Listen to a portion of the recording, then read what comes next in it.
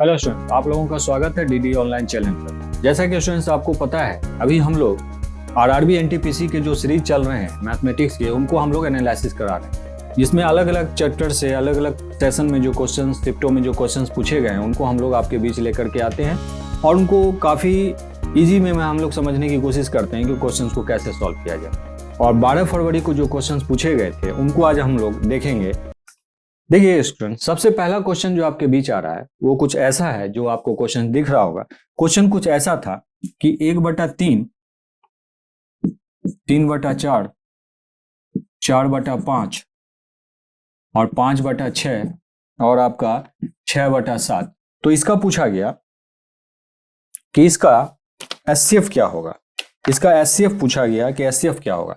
तो स्टूडेंट्स याद रखिए, जब भी आपको भिन्न के रूप में, फ्रैक्शन के रूप में कोई भी चीज दी जाए तो उसका जो चीज का है, जैसे मान लीजिए कि अगर इसमें कहा गया आपको एचसीएफ निकालने, तो ऊपर वाले जितने भी नंबर्स हैं उनका तो आप एचसीएफ निकालेंगे और नीचे वाले जितने हैं उनका आप एलसीएम निकालेंगे। यानी ऊपर वाले का जो पूछा जाए, जैसे आप यहाँ समझ लो, मैं ये कहना चाहता हूँ कि अगर आपको इसी चीज का एचसीएफ पूछा गया तो ऊपर का तो आप एचसीएफ निकालेंगे और नीचे का एलसीएम। और अगर ऐसा कहा जाता कि इसका आपको एलसीएम निकालना है, तब उस कंडीशन में ऊपर वाले का आप एलसीएम निकालते और नीचे वाले का आप एचसीएफ निकालते। ये दो चीज आप हमेशा याद रखिएगा, इसी पर आधारित ये क्वेश्चंस आते हैं। तो आपको कहा गया कि इसका एचसीएफ कितना होगा, यानी मौसो कितना होगा। तो स्टूडेंट्स एक बात बताओ, 1 3 4 5 6 है। अब कहा गया कि इसका आपको मौसो निकालना है, यानी कि एचसीएफ निकालना है। तो आप एक बात बताओ, ये 1 3 4 5 6 किस नंबर से कर सकता है? तो साफ साफ दिख रहा है कि ये सारे के सारे एक से कर सकते हैं। तो एक जो होगा इसका एचसीएफ हो जाएगा। अब नीचे हम देखेंगे कि नीचे में जो हमारे साथ क्वेश्चंस पूछे गए, नीचे हमारा 3 4 5 6 7, उनका एचसीएफ कितना, सॉरी एलसीएम कितना होगा। क्योंकि मैंने आपको बताया है कि जब आपको एचसीएफ पूछा जाए तो नीचे वाले का एलसीएम, ऊपर का एचसीएफ लेंगे। तो आपको करना क्या है, यहां पर सबका आप एलसीएम लेंगे। तो यहां पर आप सबसे पहले देखेंगे 5 है और 7 है, जो आपका एक प्राइम नंबर है। अब आप इन्हें 3 4 6 में से आप देख लेंगे। तो आपको करना क्या है कि 3 तो लेना ही लेना है, आपको 3 लेना है, 3 लेना है, 5 लेना है, 4 लेना है और 7। तो अब आप यहां पर देख सकते हैं स्टूडेंट्स कि आपका जो ये एलसीएम निकल करके आएगा, इस नीचे का, इसमें से 3 लेंगे, इसमें से 5 लेंगे, 7 लेंगे। अब आप देखते हैं कि 2 इसमें से भी निकलेगा और 4, तो इन दोनों में से 2 की बड़ी घात कौन है, 4 है। तो इसलिए मैंने यहाँ पर 4 लिया है। तो अब आपको सबको मल्टीप्लाई कर देना है और बता देना है कि इसका आंसर क्या आएगा। तो 1 5 के 20, एक तो ऊपर में रहेगा ही आपका 5 के 20, 20 या 60, 60 सते 420।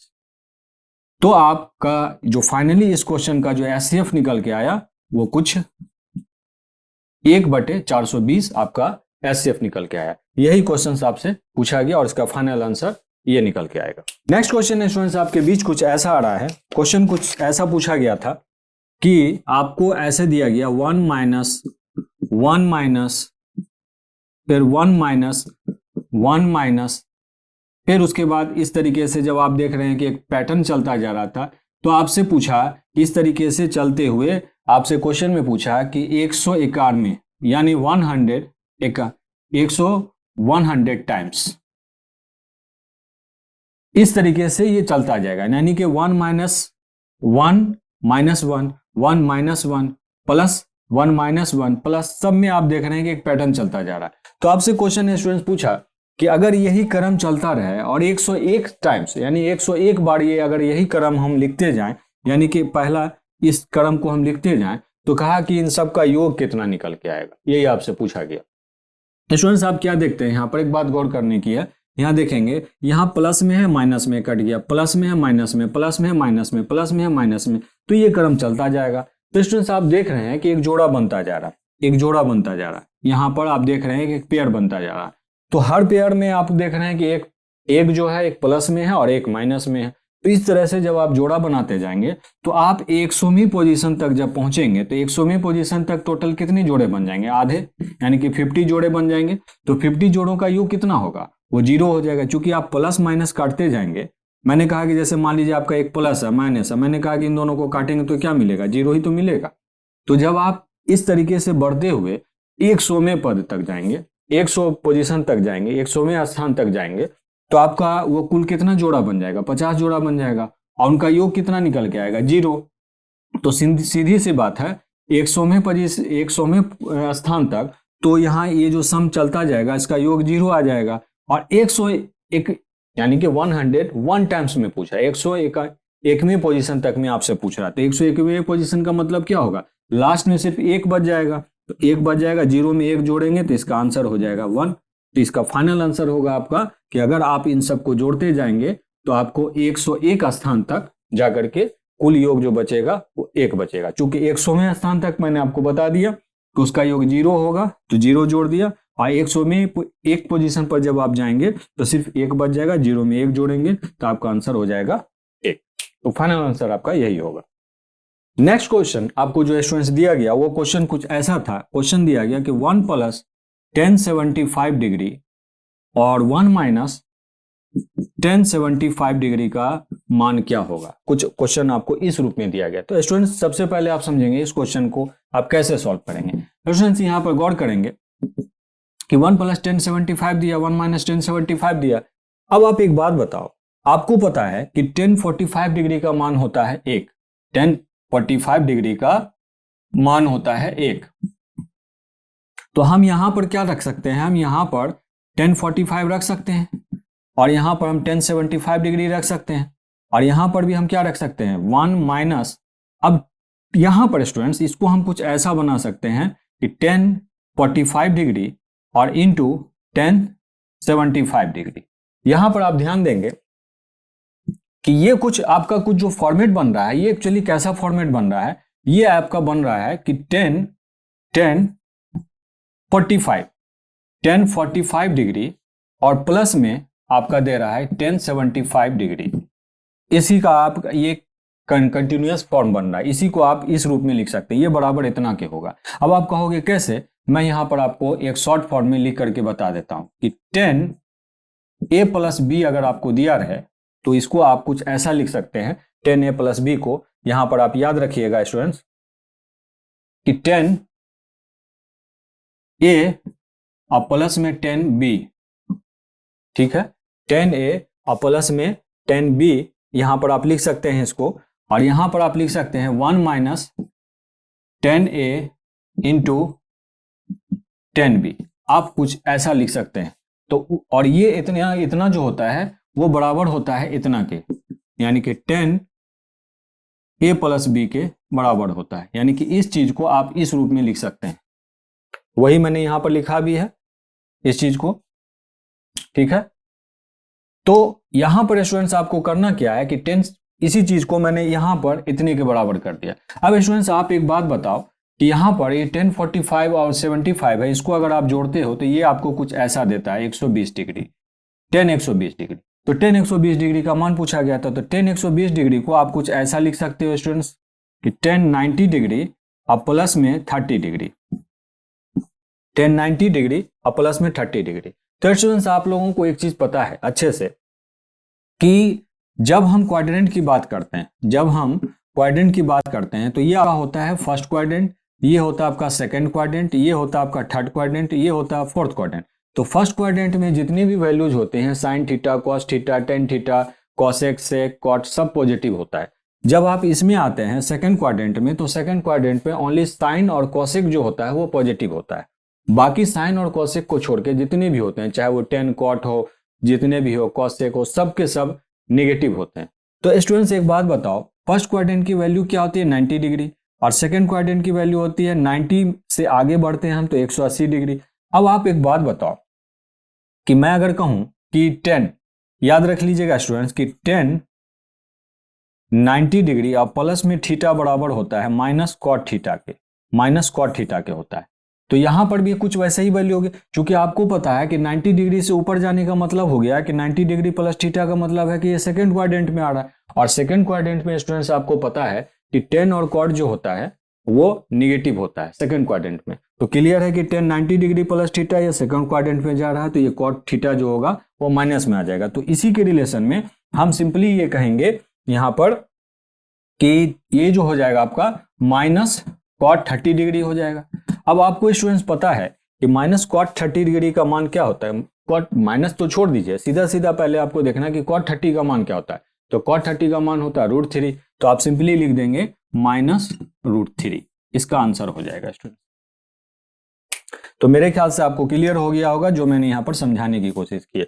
बस इसी फॉर्मेट को ध्यान में रख करके आपको, ये ऑलरेडी मैंने ऐसे लिख दिया था यहाँ पर आप नहीं भी लिखेंगे तो कोई दिक्कत नहीं है। यहाँ पर इसी चीज को मैंने एक्सप्लेन कर दिया था। 10a + b का मान होता है 10a + 10b bye 1 - 10a × 10b।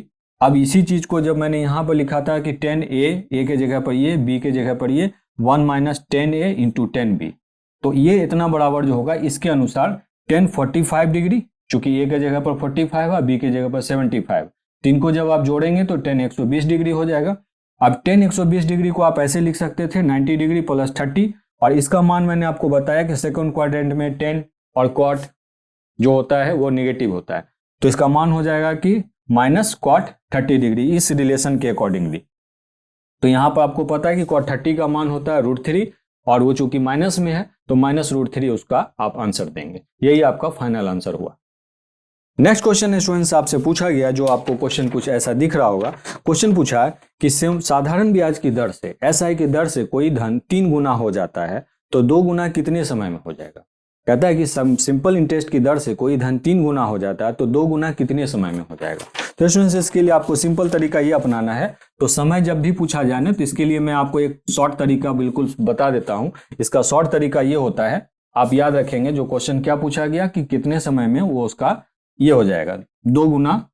Question क्या पूछा फिर से आप देख लीजिएगा। क्वेश्चन कहता है कि एसआई की दर से कोई धन 3 गुना हो जाता है तो 2 गुना कितने समय में हो जाएगा, 2 गुना कितने समय में हो जाएगा। तो स्टूडेंट्स याद रखिएगा, समय बराबर जो होता है, जो समय पूछा जाता है वो होता है टी का मतलब होता है टाइम। अब यहां पर एक चीज का आपको ध्यान रखना है कि T2 - 1 और T2 - 1, और यहां पर आपको T1 - 1 रखना है। अब आप पूछेंगे कि ये जो T है, अब आपको क्वेश्चन में क्या दिया था, क्वेश्चन में आपको साफ साफ दिख रहा था कि साधारण ब्याज के दर से कोई धन 3 गुना हो जाता है तो साधारण ब्याज की दर से कोई धन 10 वर्ष में 3 गुना हो जाता है। ये मैंने आपको बताना भूल गया, मैं दोबारा से क्वेश्चन को रिपीट करता हूं। क्वेश्चन जैसा आपको दिख रहा होगा, साधारण ब्याज की दर से कोई धन 10 वर्ष में 3 गुना हो जाता है तो कहता है कि वो कितने समय में 2 गुना हो जाएगा। तो याद रख लीजिए स्टूडेंट, जो भी पहली वाली वैल्यू पूछी जाए ना, आप कहा कि 10 वर्ष में वो 3 गुना हो जाता है, तो यहां पर ऑलवेज जितने वर्ष में कहे कि वो इतना गुना हो जाता है या उतना गुना हो जाता है तो उसको आप यहां पर रखेंगे, ठीक। और T2 का मतलब होगा कि दूसरी स्थिति में कहा कि वो 2 गुना कब हो जाएगा, तो 2 गुना का मतलब T2 का मतलब हो गया 2 गुना, तो 2 - 1 कर दीजिए आप। और T1 का मतलब हो गया कि चूंकि क्वेश्चन में दे रहा था साधारण ब्याज की दर से कोई धन 10 वर्ष में 3 गुना हो जाता है, तो जो 3 गुना होता है वो हो गया आपका T1। तो 3 - 1 कर दीजिए इसको। अब इसको आप सॉल्व कर लीजिए, तो इसमें से इसको घटाएंगे 1 हो जाएगा, ये आपका 2 हो जाएगा, 2 × 5 = 10। तो मतलब होगा कि 5 वर्षों में वो धन खुद का 2 गुना हो जाएगा। मैं क्वेश्चन को दोबारा से रिपीट कर दूं, कहता है साधारण ब्याज की दर से कोई धन 10 वर्षों में 3 गुना हो जाता है तो कितने वर्षों में वो अपने का 2 गुना हो जाएगा। तो आपको बस ये फॉर्मेट याद रखना है, ये तो वो वाला है जो आपको वर्ष दिया रहेगा तो वो वाला वर्ष देना है। T2 आपको देना है जो पूछा गया है कि 2 गुना, जैसे पूछा गया कि 2 गुना, आप क्वेश्चन में ऐसा भी दे सकता था कि 3 गुना कब हो जाएगा, 4 गुना कब हो जाएगा, तो जितना पूछा जाए ना कि इतना कब हो जाएगा उसको आप यहां रखेंगे। और जो ऑलरेडी दिया रहे पहले से कि इतने वर्षों में इतना गुना हो जाता तो उसको आप T1 को वहां पर रखेंगे। तो 3 गुना हो गया तो 3 गुना को मैंने यहां रखा। पूछा कि 2 गुना कब हो जाएगा तो 2 - 1, और 10 वर्षों में ऐसा हुआ। तो फाइनल आंसर हुआ आपका कि 5 वर्षों में वो खुद का 2 गुना हो जाएगा। नेक्स्ट क्वेश्चन स्टूडेंट्स आपसे पूछा जा रहा है, क्वेश्चन कुछ ऐसा है कि आप देखेंगे क्वेश्चन कुछ ऐसा है जो आपको दिया गया है। क्वेश्चन कहता है कि √3 tan 2x - 3 = 0 है। तो पूछा कि x का मान कितना होगा, x = वाट। तो स्टूडेंट्स कुछ नहीं करना है, आपको सिंपली ऐसे कर देना है कि 3 tan 2x, अब -3 को आप उधर ले जाइए, -3 चूंकि 0 है तो उधर जाके +3 हो जाएगा। अब tan 2x का मान यहां पर रख लीजिए, 3/√3 हो जाएगा। इसको आप, ये √3 इधर आ जाएगा, इसको आप रेशनलाइज कर लीजिए, रेशनलाइज मतलब परमयीकरण कर लीजिए, तो ये 3 कैंसिल हो जाएगा, तो यहाँ पर आ जाएगा 3√3 और ये 3 कट जाएगा, तो यहाँ पर tan 2x का मान आ गया √3। अब स्टूडेंट्स आपको पता है कि tan 60 डिग्री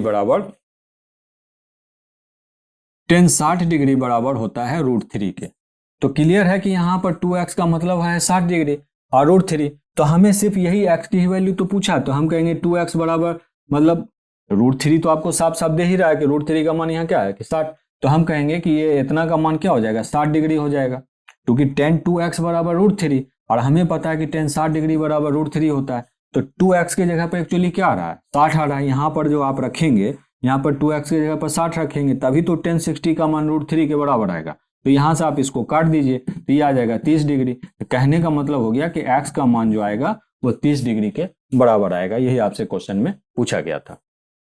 चलिए नेक्स्ट क्वेश्चन स्टूडेंट्स आपसे पूछा गया कि एक समलंब चतुर्भुज के दो समानांतर भुजा, एक समलंब चतुर्भुज जिसको ट्रेपीजियम कहते हैं इंग्लिश में, के दो समानांतर भुजा 18 सेंटीमीटर और 30 सेंटीमीटर है और उनके बीच की दूरी 24 सेंटीमीटर है। कहता है कि अगर किसी वर्ग के क्षेत्रफल उसके क्षेत्रफल के बराबर, किसी वर्ग का क्षेत्रफल समलंब चतुर्भुज के क्षेत्रफल के बराबर है तो वर्ग का परिमाप क्या होगा। स्टूडेंट्स चलते हैं हम लोग क्वेश्चन को सॉल्व करते हैं। सबसे पहले स्टूडेंट्स देखिएगा, समलंब चतुर्भुज के जो क्षेत्रफल होता है उसका फॉर्मूला क्या होता है। समलंब चतुर्भुज का जो क्षेत्रफल होता है यानी एरिया बराबर होता है हाफ गुने दो समानांतर भुजाओं का योग।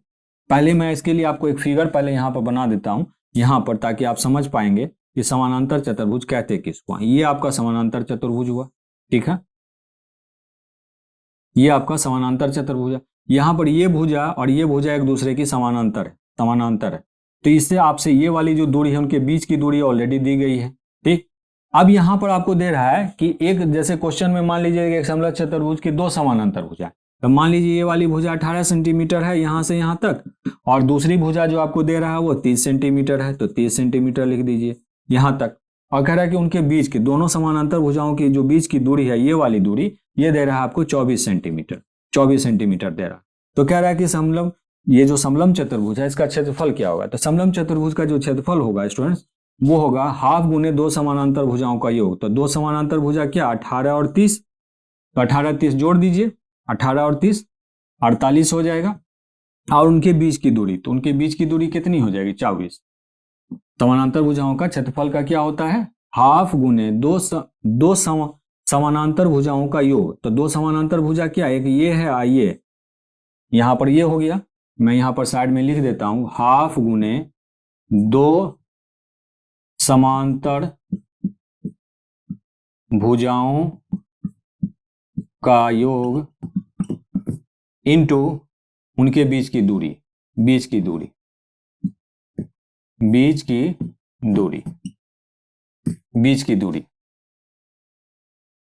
ये होता है। तो यहां पर मैंने दो समानांतर भुजा था, एक 30 और एक 18, दोनों को जोड़ दिया 48। अब इसको यहां से काट दीजिए, 24 हो जाएगा, तो फाइनली हो जाएगा 576 सेंटीमीटर स्क्वायर। अब क्वेश्चन में आगे कहता है स्टूडेंट्स कि जो समानांतर जो चतुर्भुज है, ये चतुर्भुज है, इसका क्षेत्रफल 576 वर्ग सेंटीमीटर आ रहा है। तो कह रहा है कि इसका जो क्षेत्रफल है वर्ग के क्षेत्रफल के बराबर है। तो वर्ग का क्षेत्रफल के बराबर है, तो आपको स्टूडेंट्स पता है कि वर्ग का क्षेत्रफल, अगर मैं कहूं कि वर्ग ये हमारा वर्ग बना हुआ है और इसका क्षेत्रफल मान लीजिए कि हमको 576 सेंटीमीटर आ रहा, तो क्लियर है कि वर्ग का जो ये होता है, मतलब कि जो क्षेत्रफल होता है वो क्या होता है वर्ग के भुजा के स्क्वायर के बराबर। तो मान लीजिए कि मैंने कहा कि इसका एक भुजा कुछ भी मान लीजिए, एक्स वाई जेड कुछ भी मान लीजिए, तो इसका अगर मुझे एक भुजा निकालना है तो क्या होगा, सीधा मैं कहूंगा कि 576 सेंटीमीटर का वर्ग निकाल लूंगा। तो 576 सेंटीमीटर का वर्ग क्या होता है 24 सेंटीमीटर। तो मैं कहूंगा कि वर्ग का जो भुजा है वो 24 सेंटीमीटर के बराबर हुआ है यहाँ पर।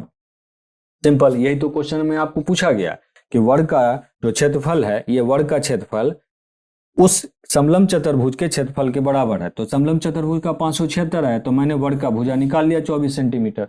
अब पूछा कि वर्ग का परिमाप क्या होगा। तो आपको पता है स्टूडेंट्स वर्ग का परिमाप बराबर होता है 4 गुने भुजा। तो इसकी एक भुजा है क्या 24, अब एक भुजा तो 24 निकल गई इस वर्ग की। यहाँ पर कहा कि इसका परिमाप पूछा, यानी कि इसके पूर्ण घेरे की लंबाई, तो 24 से इसको आप मल्टीप्लाई कर दीजिए तो 96 सेंटीमीटर। तो हम कहेंगे कि ये जो वर्ग है इसका पूरा जो यहाँ से यहाँ तक का परिमाप आएगा वो 96 सेंटीमीटर आएगा। यही आपका फाइनल आंसर हुआ। नेक्स्ट क्वेश्चन स्टूडेंट्स आपसे पूछा गया कि एक आयताकार मैदान जिसकी लंबाई 100 मीटर है तथा चौड़ाई 80 मीटर है, कहता है कि उसके मैदान के अंदर 10 मीटर चौड़ा एक रास्ता बनाया गया। तो कहता है कि रास्ते का क्षेत्रफल क्या होगा, रास्ते का क्षेत्रफल क्या होगा। तो स्टूडेंट्स मैं इसके लिए पहले आपको एक फिगर बनाता हूं यहाँ पर, समझेंगे इसको आप अच्छे से। कहता है कि एक आयताकार मैदान है जिसकी लंबाई कितनी है, ये वाली लंबाई है। मान लीजिए कि इसकी लंबाई आपको 100 मीटर दी गई और इसकी जो चौड़ाई है वो आपको 80 मीटर दी गई। कहा कि इस मैदान के अंदर एक रास्ता बनाया गया। अब ये रास्ता, ये सब रास्ता है, ये सारा का सारा रास्ता है। मान लीजिए कि ये रास्ता है, ठीक है, ये आपका रास्ता है। अब कहा कि ये जो रास्ता है, ये जो एक्चुअल में जो ये रास्ता है, इसकी चौड़ाई 10 मीटर दी गई है ना। ओरिजिनल में जो मैदान की लंबाई है 100 मीटर है और चौड़ाई 80 मीटर है। कहा कि इस फाइनली आपसे पूछा जा रहा है कि इसके अंदर में 10 मीटर चौड़ाई का एक रास्ता। तो हम कहेंगे कि जो रास्ता है उसकी चौड़ाई यहां से यहां लें तब भी 10 मीटर, ऐसे लें तब भी 10 मीटर, दोनों ही स्थिति में होगी। तो हम क्या करेंगे, हमसे पूछा गया कि इस रास्ते का क्षेत्रफल क्या होगा। तो रास्ते का क्षेत्रफल जो होगा यानी कि एरिया बराबर वो कुछ ऐसा होगा। स्टूडेंट्स ध्यान रखिएगा, सबसे पहले स्टूडेंट्स आपको करना क्या है कि पूरे मैदान का क्षेत्रफल ले लेना है, पूरे मैदान का क्षेत्रफल ले लेना। तो मैदान आपका दिख रहा है कि वो आयताकार है, तो आयताकार का आयत का क्षेत्रफल क्या होता है, लंबाई गुने चौड़ाई। तो आप इसकी लंबाई देख लेंगे कि जो है 100 मीटर है और 80 मीटर। तो हम कहेंगे कि इसका जो ये निकल करके आएगा वो 8000 मीटर स्क्वायर निकल के आएगा इस पूरे मैदान का क्षेत्रफल। हमसे लेकिन पूछा ये जा रहा है कि ये जो अंदर में जो रास्ता है इसका क्षेत्रफल क्या होगा। तो इसके लिए आप ध्यान रखेंगे कि रास्ते को छोड़ करके, यानी कि रास्ते को छोड़ करके जो मतलब हम कहेंगे कि सिर्फ यहां से यहां तक जो बिना छायांकित भाग है, ये वाला जो भाग है, मैं रास्ते को अभी इंक्लूड नहीं कर रहा हूं, उसका एरिया क्या होगा। तो उसका एरिया मान लीजिए कि निकाल लिया मैंने, उसका एरिया बराबर मैं लिख लेता हूं कि अब बताइए ये भी अंदर में भी एक आयत बन रहा है। अब सवाल है कि इस आयत की लंबाई क्या होगी। तो आप देखिए ध्यान से, पूरे की लंबाई थी 100 मीटर, तो हमने कहा कि 10 मीटर इधर से कमेगा और 10 मीटर इधर से कमेगा। तो यहां से यहां तक में हम कहेंगे कि पूरा तो 100 था ऐसे ऐसे, तो 10 मीटर जब आप इधर से कमाओगे और 10 मीटर यहां से कमाओगे तो इसकी यहां से यहां तक की लंबाई कितनी हो जाएगी, 80 मीटर हो जाएगी। तो अब लंबाई हो जाएगी 80 मीटर। अब आ जाओ इसकी आप चौड़ाई की, तो ये पूरा यहां से यहां जब तक था तो वो था 80 मीटर। तो 10 मीटर आप यहां से कमाओगे और 10 मीटर यहां से, यानी 80 में से अगर आप 80 में से 10 इधर से और 10 इधर से, मतलब 20 मीटर आप कमाओगे। तो यहां से यहां तक की जो लंबाई होगी सिर्फ यहां से यहां तक की वो होगी 60, तो आपका हो जाएगा वो 60 मीटर। तो हम कहेंगे कि यहाँ ये जो खाली वाला भाग है इसकी क्षेत्रफल कितनी हो जाएगी, 8 छक्के 48, 4800 मीटर स्क्वायर। तो हम क्या करेंगे, पूरे क्षेत्रफल में हम यहां से यहां तक का क्षेत्रफल घटा देंगे। तो हमको ये जो ये रास्ता है ना यहाँ पर जो 10 मीटर चौड़ा रास्ता, इसका क्षेत्रफल, तो रास्ते का क्षेत्रफल क्या हो जाएगा, रास्ते का क्षेत्रफल बराबर हो जाएगा पूरे क्षेत्रफल में ये जो खाली भाग है इसका क्षेत्रफल घटा दीजिए। तो 8000 मीटर स्क्वायर था पूरे मैदान का क्षेत्रफल, और रास्ते का यानी कि ये जो खाली वाला भाग है यहां से यहां तक, इसका क्षेत्रफल है आपको 4800 मीटर स्क्वायर, जो कि यहां निकला है। अब इन दोनों का अंतर निकाल लीजिए, तो जगाड़ 2 10 और 4 3 7, तो 3200 मीटर स्क्वायर आया। तो ये जो 3200 वर्ग मीटर निकल के आया, यही आपका यहां से लेकर के जो यहां से लेकर के जो रास्ता है, इस रास्ते का क्षेत्रफल निकल के आया 3200 मीटर स्क्वायर। यही आपका फाइनल आंसर हुआ। नेक्स्ट क्वेश्चन स्टूडेंट्स हम लोग आते हैं अपने नेक्स्ट क्वेश्चन पर। कहता है कि ए, बी और सी किसी काम को 60 दिन में, 40 दिन में और 30 दिनों में करते हैं, ठीक है। कहता है कि अगर ए और बी पहले 3 दिन काम करते हैं, पहले ए और बी काम करते हैं और उसके बाद बाकी जो काम बचता है यानी बचा हुआ यानी शेष काम जो है उसको तीनों मिलकर करते हैं, यानी ए बी और सी तीनों मिलकर कितने दिनों में पूरा कर लेंगे। तो स्टूडेंट चलते हैं हम लोग क्वेश्चन को सॉल्व करते हैं। क्वेश्चन में सबसे पहले कहता है स्टूडेंट कि ए और बी करते तो हैं तीनों, ए भी करता है, बी भी करता है, सी भी करता है, लेकिन क्वेश्चन में आपको दे रहा है कि सबसे पहले ए और बी काम को 3 दिन करते हैं। अब स्टूडेंट्स आपको पता है जैसा कि क्वेश्चन में दिख रहा होगा कि ए करता है 60 दिन में, तो हम क्या करेंगे, ए और बी का 3 दिनों का काम निकालेंगे। तो ए करता है 60 दिनों में, तो 3/60, 3/60। और बी आपको क्वेश्चन में दे रहा है कि काम करता है 40 दिनों में, तो बी का 3 दिन का काम मतलब 3/40। तो आपको करना क्या है स्टूडेंट्स, इसका आपको जैसा कि क्वेश्चन के अनुसार आपसे पूछा गया, तो आप इसका ये निकाल लेंगे, मतलब ए और बी का 3 दिनों का काम निकालेंगे। तो 60 और 40 का एलसीएम कितना होगा, 60 दूना 40 तो 120। तो 60 दूना 120 और 3 दूना 6, 40 या 120, 3 या 9। तो आप कहेंगे कि 15/120, तो 15 से इसको काट देंगे। यानी कहने का मतलब हो गया स्टूडेंट कि ए और बी 3 दिनों में कुल काम का 1/8 काम करते हैं। तो अब आप कहेंगे कि शेष काम कितना रह जाएगा, शेष काम रह जाएगा 7/8। क्यों? क्योंकि स्टूडेंट्स आपको साफ साफ दिख रहा है कि ए और बी 3 दिन में तो कुल कार्य का 1/8 भाग कर लेते हैं, तो शेष काम बच जाता है 7/8। अब इस शेष काम को कौन पूरा करेगा, तीनों मिल करके, ए बी और सी। तो पहले हम क्या करेंगे, ए बी और सी का काम निकालेंगे। तो अब आपको पता है स्टूडेंट, ए करता है 60 दिनों में तो 1/60, बी करता है 40 दिनों में तो 1/40, और जैसा कि आपको दिख रहा है सी करता है 30 दिनों में। तो आप क्या करेंगे, सी का 30 दिनों का काम निकाल लेंगे। तो अब आपको करना क्या है, 60, 40 और 30 का एलसीएम निकाल लीजिए। 60, 40 8 दूना 120, 40 3 120, 30 चौक 120। तो आप कहेंगे इसका एलसीएम 120 आ जाएगा। तो 60 दूना 120, 40 3 120 और 30 चौक 120। तो 4 3 7 2 9, 9/120। यानी कि ए बी सी का तीनों मिल करके जो काम को फिनिश करते वो कुछ ऐसा करते 120/9 दिनों में। इसका उल्टा रेसिप्रोकल हो जाता व्युत्क्रमानुपात, तो 120/9 हो जाता। अब कहता है स्टूडेंट कि ए और बी तो 3 दिन काम करते हैं, तो ए और बी 3 दिन में कुल कितना कार्य करते हैं, 1/8 कार्य करते हैं। तो शेष कार्य कितना बचा रह जाता है, यानी शेष काम बचा रह जाता है 7/8। अब आपको पता है कि ए बी सी तीनों मिल करके किसी काम को इतने दिनों में समाप्त कर सकते थे, 120/9 दिन में। तो कहा कि 7/8 दिन काम जो शेष काम रह गया उसको कितने दिनों में फिनिश करेंगे। तो 7/8 आप यहाँ पर कर दीजिए। अब इससे आप इसको काट दीजिए, 8 से इसको काट दीजिए, 8 से काट दीजिए आप, 15 8 120, 3 3 9 और 3 5 15। तो हम कहेंगे 7 5 35/3। या आप ऐसे लिख दीजिए, इतने दिनों में काम को पूरा करेंगे, यानी कि बचे हुए काम को तीनों मिल करके 7/8 काम को 35/3। तो या आप ऐसे भी लिख सकते हैं या ऐसे कर सकते हैं, 11 3 33 और 2 35। यानी कि या तो 35/3 लिखिए या 11 3 33 2 35। इतने दिनों में 7/8 काम जो शेष रह जाता है उसको तीनों मिल करके, यानी ए बी और सी मिल करके फिनिश करेंगे। यही आपका फाइनल आंसर हुआ। चलिए नेक्स्ट क्वेश्चन स्टूडेंट्स जो आपका आ रहा है वो कुछ ऐसा है।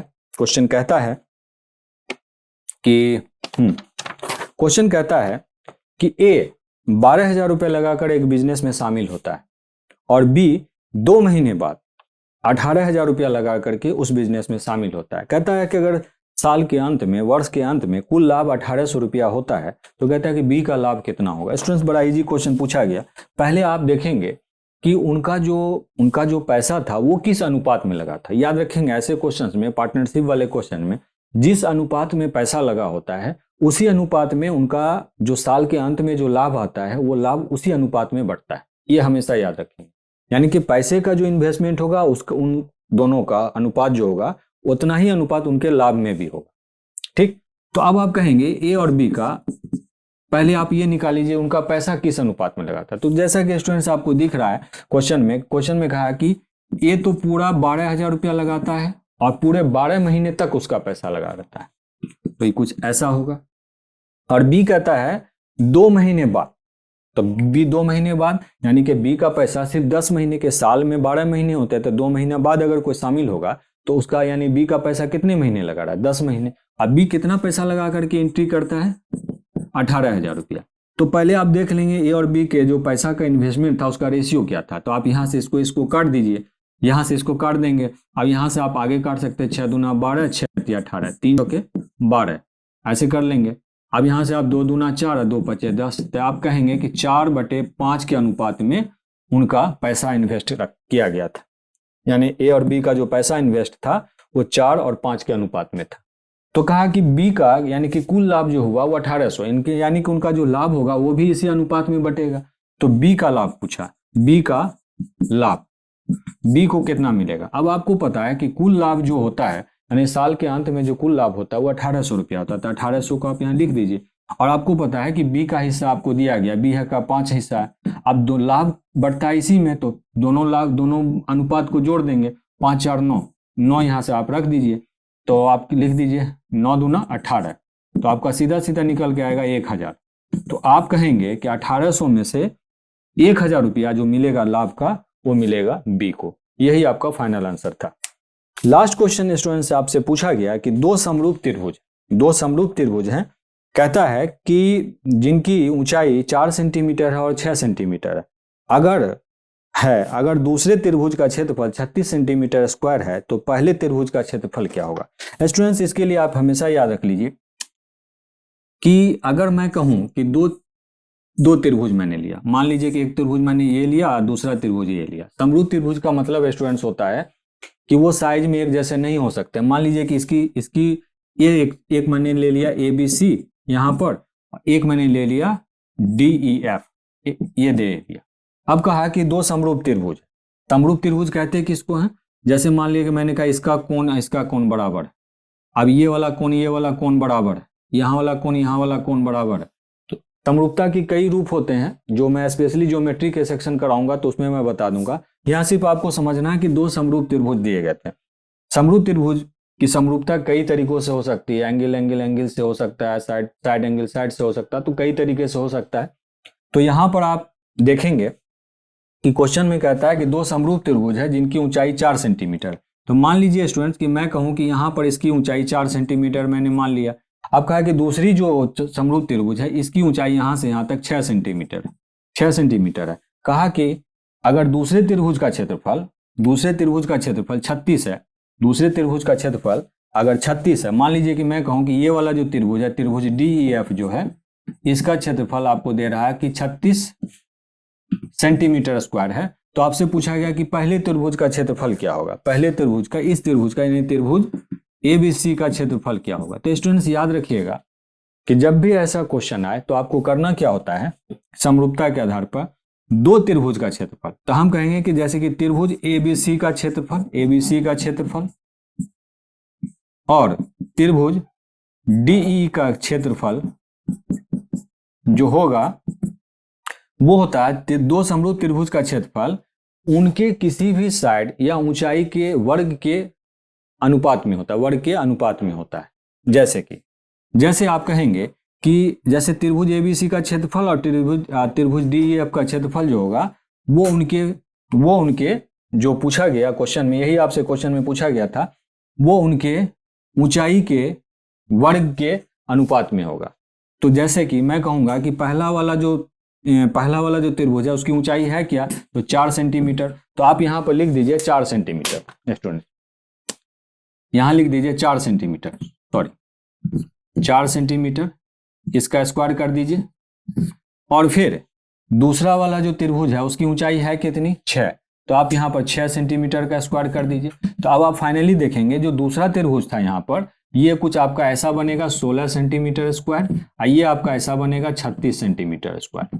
ठीक है स्टूडेंट्स, अब आपको क्वेश्चन में दिया गया कि जो दूसरा त्रिभुज है यानी कि त्रिभुज DEF है, इसका क्षेत्रफल आपको दिया गया यहाँ पर 36 सेंटीमीटर। आपसे पूछा गया कि पहला त्रिभुज का क्षेत्रफल क्या आएगा, यानी त्रिभुज ABC का क्षेत्रफल। तो त्रिभुज ABC का क्षेत्रफल आप यहाँ पर लिख दीजिए कि क्षेत्रफल बराबर, ये मैं लिख रहा हूँ त्रिभुज ABC का, क्योंकि इसका क्षेत्रफल तो आपको ऑलरेडी दिया गया है 36 सेंटीमीटर स्क्वायर, और ये बराबर किसके हो रहा है, ये बराबर हो रहा है 16 सेंटीमीटर स्क्वायर और 36 सेंटीमीटर स्क्वायर के बराबर हो रहा है। तो स्टूडेंट्स ये दोनों तो नीचे है, दोनों कट जाएगा। तो हमने देखा कि ये यानी कि त्रिभुज ABC का जो क्षेत्रफल है वो आपको यहाँ निकल के आया 16 सेंटीमीटर स्क्वायर, यही इसका फाइनल आंसर हुआ। फिर से मैं रिपीट कर देता हूँ, याद रखिएगा कि जब भी कोई दो समरूप त्रिभुज हो और उसका ये निकाला जाए तो आपको करना क्या होता है, ऊंचाई निकाला जाए, तो आप याद रख लीजिए किसी भी दो समरूप त्रिभुज का जो क्षेत्रफल होता है का अनुपात वो उनके ऊंचाई के वर्ग के अनुपात के बराबर होता है।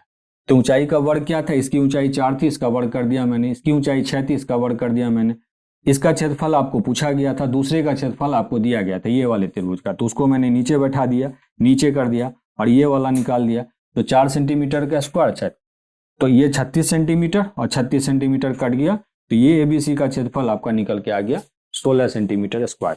तो यही आपका फाइनल आंसर था। तो आज के लिए इतना ही स्टूडेंट्स। तो आज हम लोगों ने जो सीखा उसमें यही देखा कि जो 12 फरवरी को जो अलग अलग शिफ्टों में जो क्वेश्चंस पूछे गए थे, उनमें क्वेश्चंस जो आए थे वो कहाँ कहाँ से लिए गए थे, और कुछ क्वेश्चंस तो मतलब काफ़ी इजी थे और कुछ क्वेश्चंस में थोड़ी थोड़ी कॉन्सेप्ट्स की चेकिंग की जा रही थी, आपकी मेंटल एबिलिटी को चेक किया जाता है। स्टूडेंट्स एक बात का ध्यान रखेंगे कि NTPC बहुत ज़्यादा डिफिकल्ट क्वेश्चंस नहीं पूछ रहा है। हाँ, ट्रिगोनोमेट्री के अंदर में मैंने क्या आप लोगों ने भी देखा इस चीज़ को कि कुछ क्वेश्चंस ऐसे पूछे गए जो आपके कॉन्सेप्ट को चेक करे थे, बिना कॉन्सेप्ट उसके बेसिक फंडामेंटल को जाने हुए आप क्वेश्चन सॉल्व नहीं कर सकते थे। तो स्टूडेंट्स, लेकिन हाँ, एक चीज़ मैं बोलना चाहता हूँ कि आप पिछले जब से NTPC का एग्जाम चल रहा, तो आप एक बार जरूर से देख रहे होंगे कि लगभग जो कॉन्सेप्चुअल क्वेश्चंस वो पूछ रहा है ट्रिगोनोमेट्री में, वो लगभग एक पैटर्न पर ही सवाल आ रहे हैं। अब जैसे कहीं पे 10-15 का मान पूछ ले रहा है, जैसे 10-120 का मान पूछ लिया आज क्वेश्चंस में, इसी तरीके से अब कभी sin 15 पूछ लेगा, cos 15 पूछ लेगा। इससे प्रीवियस वाले वीडियो में मैंने अपने कराए हुए हैं कि sin 15 का मान दिया हुआ है, cos 15 का मान दिया हुआ है। तो इस तरह से बहुत सारी चीज़ें हैं जो मैंने उसमें बताए हुए हैं स्टूडेंट। जैसे आपको बस उन वीडियोस को देखना जाके आप डिस्क्रिप्शन बॉक्स में जा करके आप देख सकते हैं, वरना आई बटन पर क्लिक करके भी उसे देख सकते हैं स्टूडेंट। तो उससे आपको काफ़ी बेनिफिट मिलेगा। जो प्रीवियस जो अलग अलग शिफ्टों में प्रीवियस डेज में जो हुए हैं, उन सारे क्वेश्चन का भी एनालिसिस उसमें किया गया है, तो उनसे भी आपको काफ़ी फ़ायदा मिलेगा। मैं तो आप लोगों को एक सजेशन दूंगा कि आप लोग प्लीज़ उन सारे वीडियोस को भी ज़रूर देखें, तो आपको जो अभी जो लेटेस्ट क्वेश्चन जो आने वाले होंगे उनसे आपको काफ़ी फ़ायदा मिलेगा। तो मैं ऐसा उम्मीद करता हूँ कि मेरे वीडियो से आपको काफ़ी हेल्प मिल रहा होगा। मेरे क्वेश्चन जो मैं करवा रहा हूँ एनालिसिस, फिर मैं नेक्स्ट डेट में जो क्वेश्चन पूछे जाएंगे उनका भी एनालिसिस आपके बीच लेकर के आऊँगा, और अभी ये सीरीज़ हमारी चलती रहेगी इस पर। ठीक है स्टूडेंट्स, तो फिर मिलते हैं अपने नेक्स्ट वीडियो में। लेकिन जाने से पहले, जैसा कि मैं अपने वीडियोज़ में बराबर बोलता हूँ, हमारे चैनल को लाइक करें, सब्सक्राइब करें। तो स्टूडेंट्स, मिलते हैं अपने नेक्स्ट वीडियो में, तब तक के लिए थैंक यू वेरी मच।